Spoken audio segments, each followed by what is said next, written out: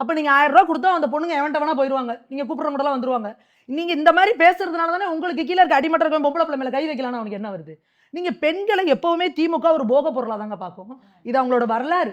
கலைஞர் அவர்களே பெண்களை எப்படி கேவலமா பேசுவாரு, ஜெயலலிதா அம்மையார ஒரு அரசியல்ங்கிறத தாண்டி ஒரு தனி மனுஷியா ஒரு பெண்ணா அவங்களை எப்படி கேவலமா விமர்சனம் பண்ணியிருக்காரு.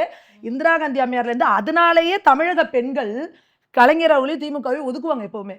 ஒரு பெண்ணுன்னு பாராம அந்த அம்மாவை இவ்வளவு கேவலமா பேசுறாரு இந்த மனுஷன் அப்படின்றதுனாலதான் தமிழக பெண்களுக்கு என்னைக்குமே தமிழக பெண்களோட சாய்ஸ் வந்து திமுக கிடையாது. ஏன்னா அவங்க அந்த அளவுக்கு கேவலமான விமர்சனங்களை பொது வெளியில வச்சிருக்காங்க.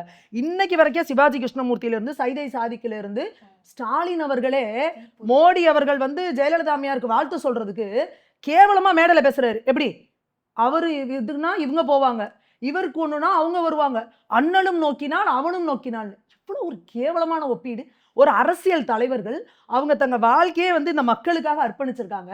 அவங்களோட ஆட்சி காலத்துல எவ்வளவு சிறப்பான விஷயங்களை செஞ்சிருக்காங்க. நீங்க என்ன வேணா அம்மையார் மேல குற்றச்சாட்டு வைங்க. இன்னைக்கெல்லாம் இவங்கலாம் அப்படியே சுத்தமே அப்படியே ஊழல் கரைபடியாத பெரிய சுத்தாத்மா மாதிரி பேசுறாங்க. அம்மா மேல வந்து கேஸ் இன்னைக்கு நீங்க வந்து அதாவது இவங்களோட ஐடியாலஜி என்னன்னா, நான் ஊழல் பண்ணுவேன், தப்பு செய்யாம ஊழல் பண்றேன்ல, அதுதானே அப்படின்னு நீங்க பேசுறீங்க.